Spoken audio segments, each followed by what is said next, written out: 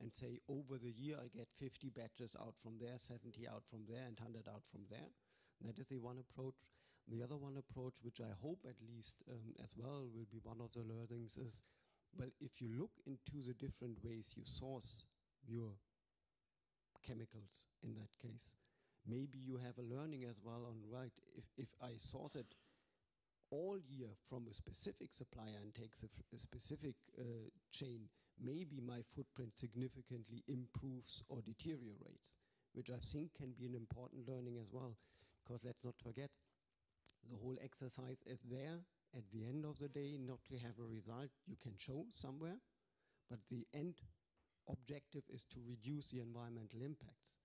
And if one of the results, not only in the pilots, but as well later on, hopefully, will be that you learn that much over your supply chain, that you can say, well, I know if I source it more from that supplier, I actually will gain significantly, if that's the case, on the environmental side. Maybe in future that as well determines your decision making on the suppliers.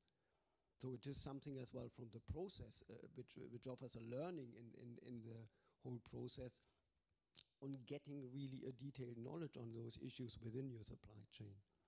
Again, from the perspective of how to deal with it for the footprinting, one thing is to look at it, does it have a significant different impact on the total result? If not, it's not that relevant. And can I build meaningful averages into the whole system where I say, well, I'm not interested in my daily operations, I'm interested in the yearly result, if that makes sense.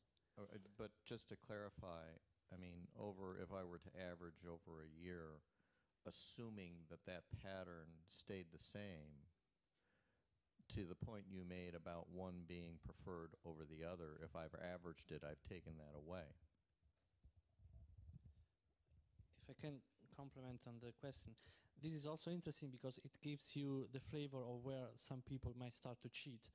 Because if you have 3 different suppliers and one have much better performance from the environmental point of view compared to the other, someone might be tempted to use only that one in your declaration of performances, because then your product will look much better than on average it is. And that's why I was insisting so much that one essential element of the verification